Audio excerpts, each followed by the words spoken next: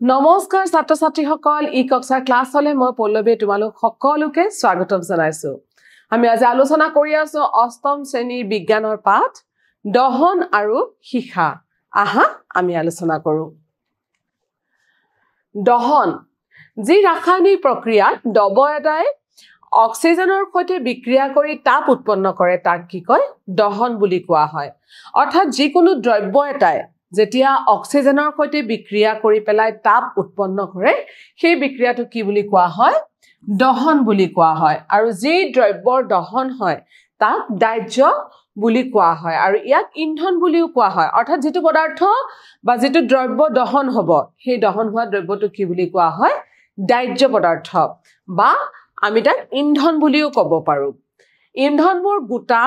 জুলীয়া অথবা গেছীয় হ'ব পাৰে ইন্ধনবোৰ কি ধৰণৰ হ'ব পাৰে গোটা হ'ব পাৰে জুলীয়া হ'ব পাৰে অৰ্থাৎ আমি ইন্ধনবোৰ কিমান ধৰণৰ পালো তিনি ধৰণৰ পাওঁ যে গোটা জুলীয়া আৰু গেছীয় আগবাঢ়িছো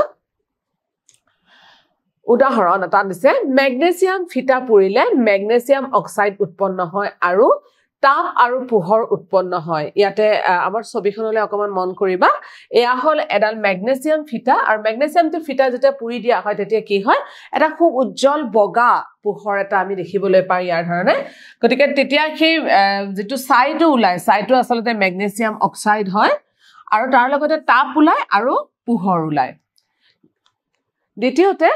কয়লা জ্বলিলেও বায়ুত জ্বলে আৰু কাৰ্বন ডাই অক্সাইড তাপ আৰু পোহৰ উৎপন্ন হয় গতিকে কয়লাও যেতিয়া জ্বলে তেতিয়া কি হয় আমি কি পাওঁ কাৰ্বন ডাই অক্সাইড পাওঁ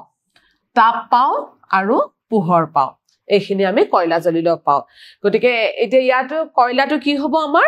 গোটা ইন্ধন হ'ব নহয় জানো ঠিক আছে বাৰু এতিয়া অকমান মন কৰিবা আমাৰ শৰীৰৰ বাবে আহাৰ হৈছে এটা ইন্ধন আৰু খুবেই শুদ্ধ আমাৰ শৰীৰত অক্সিজেনৰ সৈতে বিক্ৰিয়া কৰি খাদ্যবোৰ ভাঙি যায় আৰু তাপ উৎপন্ন হয়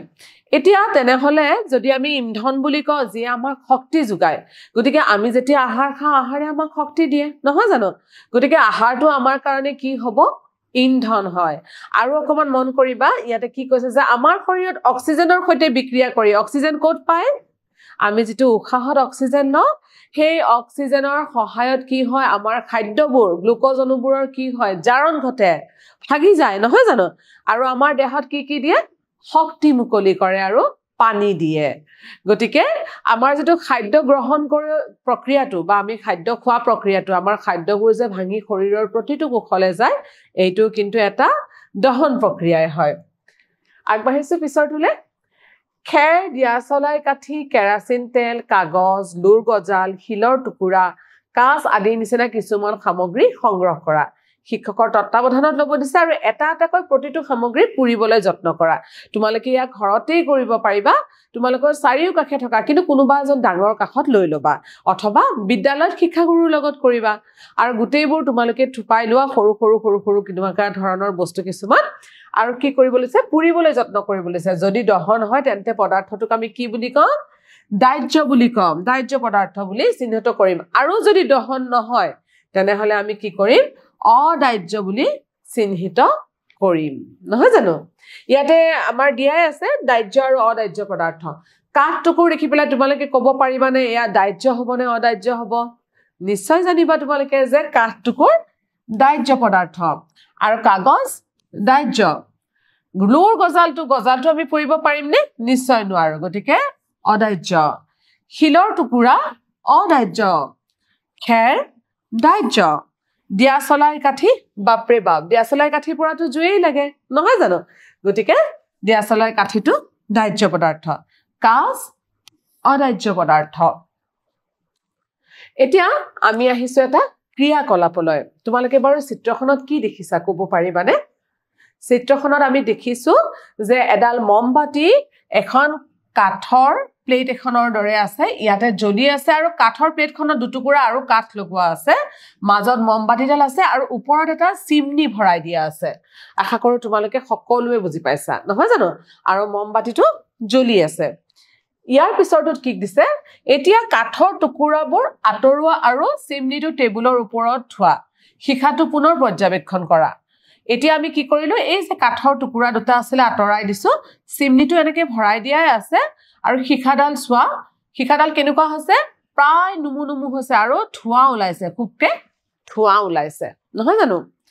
তাৰ পিছত তৃতীয়টো দিছে চিমনিটোৰ ওপৰত এখন কাঁচৰ প্লেট ৰাখা আৰু শিখাটো আকৌ পৰ্যবেক্ষণ কৰা এতিয়া এই চিমনিটোৰ ওপৰত সোৱাটো কি কৰিছে আৰু এখন কাঁচৰ প্লেটেৰে ঢাকি দিলে আৰু এটা শিখাটো মন কৰা শিখাটো কি হৈ গ'ল নুমাই থাকিলে নহয় জানো এটা কিয় তেনেকুৱা হল তোমালোকে ক'ব পাৰিবানে আমি আলোচনা কৰো আহা তিনিওটা পৰিস্থিতিত কি ঘটিলে চোৱা প্ৰথমটো কি হ'ল যে সুন্দৰকৈ ইপিনেৰেও বায়ু পাই আছিলে চিমনিটোৰ তলৰেও বায়ু পাই আছিলে গতিকে মমবাতিটো ধুনীয়াকৈ জ্বলি আছে দ্বিতীয়টো মমবাতিটো জ্বলি আছে কিন্তু প্ৰায় ধিমিক ধামাকৈ জ্বলিছে কাৰণ যেতিয়াই এই কাঠ দুছটা আতৰাই দিয়া হ'ল তেনেহলে তলৰ পৰা বায়ু যোৱা পথটো কি হৈ গ'ল বন্ধ হৈ গ'ল আৰু তৃতীয়তে কি কৰিলে তলৰ পৰা বন্ধ কৰিলে ওপৰৰ পৰা বন্ধ কৰিলে গতিকে মমবাতিটোপা কি হৈ গ'ল মমবাতিটো নুমাই থাকিলে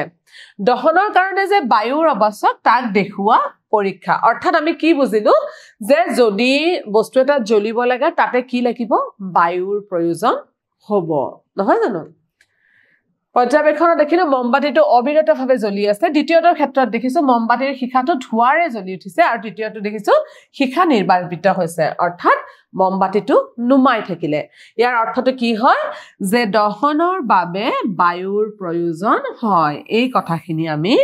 মনত ৰাখিব লাগিব আৰু দহনৰ বাবে যে বায়ুৰ প্ৰয়োজন হয় তাৰ বাবে এই উদাহৰণটি দিয়া হৈছে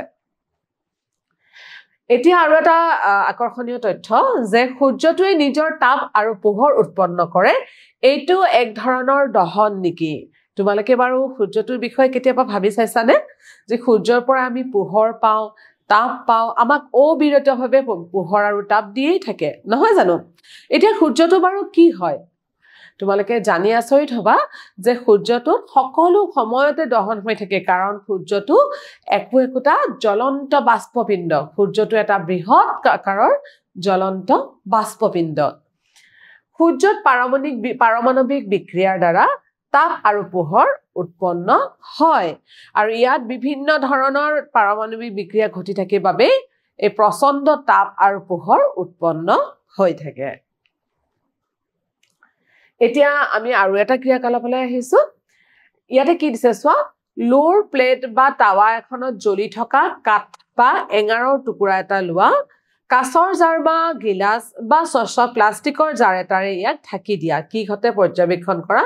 কিছু সময় পিছত এঙাৰ টুকুৰা জ্বলাটো বন্ধ হয় নেকি তোমালোকে কাৰণটো চিন্তা কৰি ক'ব পাৰিবানে কিয় জ্বলনটো বন্ধ হয় তোমালোকে নিশ্চয় পাৰিবা কাৰণ আমি আগৰ পৰীক্ষাটোত আমি দেখিছিলোৱে যে কোনো এটা বস্তু জ্বলিবৰ কাৰণে কিহৰ দৰকাৰ হ'ব বায়ুৰ দৰকাৰ হ'ব আৰু জ্বলি থকা এঙাৰৰ টুকুৰাটো যদি আমি ঢাকি দিওঁ গ্লাছেৰে তেনেহলে কি হ'ব কিছু সময় পিছত তাৰ ভিতৰত থকা বায়ুখিনি যেতিয়া জ্বলি শেষ হৈ যাব তেতিয়া লগে লগে সেই জ্বলি থকা এঙাৰ টুকুৰো জ্বলাটো বন্ধ হৈ যাব প্ৰথমে ধোঁৱাব আৰু তাৰ পিছত লাহে লাহে এঙাৰ টুকুৰা কি হ'ব নুমাই থাকিব নহয় জানো এটা পৰ্যবেক্ষণত দিয়া আছে হয় কিছু সময় পিছত কয়লাটুকুৰ জ্বলা বন্ধ হ'ব জ্বলি থকা কয়লা বা কাঠ টুকুৰ কাঁচৰ জাৰেৰে ঢাকি থোৱা হয় তেতিয়া কি হ'ব কয়লা জাৰটো অক্সিজেন থকালৈকে জ্বলিব জ্বলাৰ সময়ত কয়লাৰ পৰা কাৰ্বন ডাই অক্সাইড উৎপন্ন হয় এইটো আৰু এটা ইম্পৰ্টেন্ট কথা যে জ্বলোৱাৰ সময়ত কয়লাৰ পৰা কি গেছ উৎপন্ন হয় কাৰ্বন ডাই অক্সাইড উৎপন্ন হয় আৰু জ্বলিবলৈ কি দৰকাৰ হয় আমাক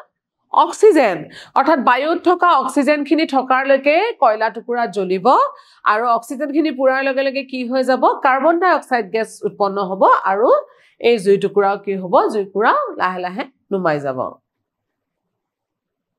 কিছু সময় জ্বলাৰ পিছত জাৰটোত থকা অক্সিজেন জ্বলোৱাৰ বাবে ধ্বংস হৈ যায় আৰু লগত থকা কয়লা কাৰ্বন ডাই অক্সাইডেৰে ঢাকি পৰে আৰু এইদৰে কয়লা জ্বলাটো বন্ধ হৈ যায় অৰ্থাৎ কোনো বস্তু জ্বলিবৰ কাৰণে কিহৰ প্ৰয়োজন হ'ব আমাৰ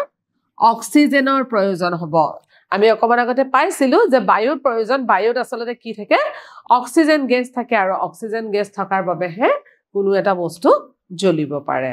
কথাখিনি মনত ৰাখিবা এতিয়া আৰু এটা প্ৰশ্ন আহিছে যেতিয়া এজন ব্যক্তিৰ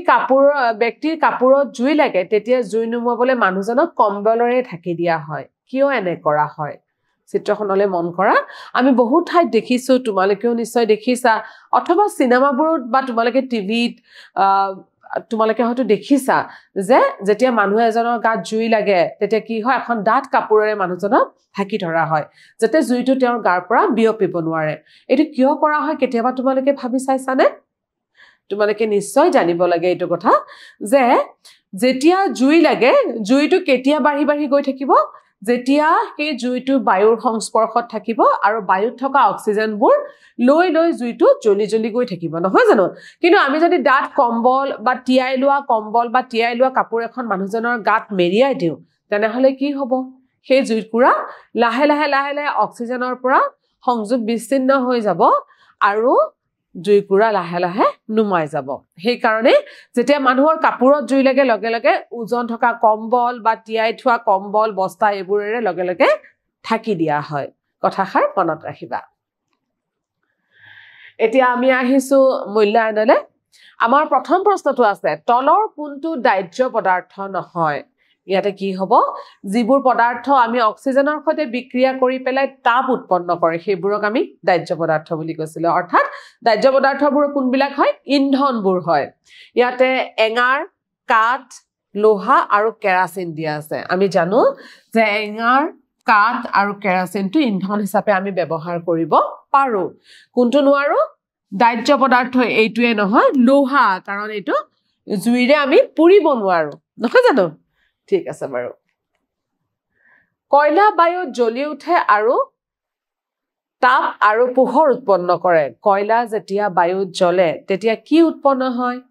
আমি অকমান আগতে আলোচনা কৰিছিলো অক্সিজেনৰ উপস্থিতিত যেতিয়া কয়লা জ্বলি উঠে তেতিয়া এবিধ গেছ নিৰ্গত হয় আৰু গেছবিধৰ নাম হ'ল কাৰ্বন ডাই অক্সাইড